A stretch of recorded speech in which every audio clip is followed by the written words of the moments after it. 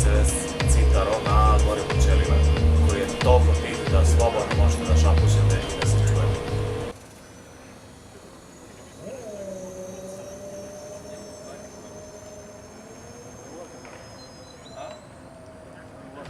Pored velikih evropskih proizvođača koji su predstavili električne autobuse, kao što su MAN, Volvo, VDL, Solaris i kineski BYD, bili su zapaženi i drugi proizvođači autobusa na alternativni pogon.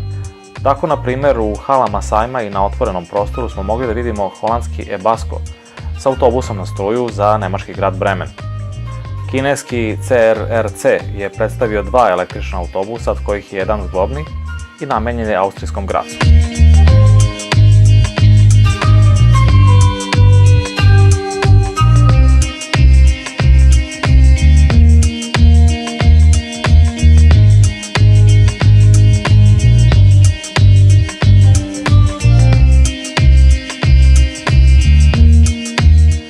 Češka Ekova je izložila model Elektron, potpuno električni autobus na baterije sa pogonskom osovinom Cil Abeg.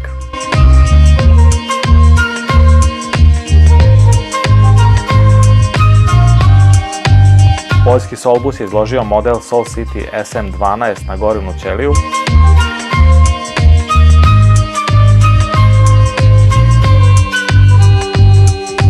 takođe iz Poljske dolazi i Ursus sa modelom City Smile.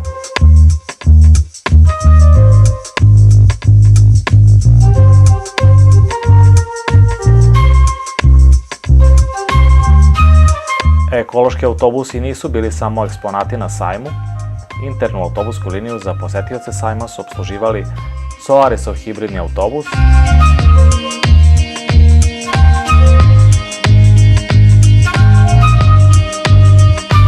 zatim MAN-ov Lion City na gas i Iveco Urban Way Hybrid.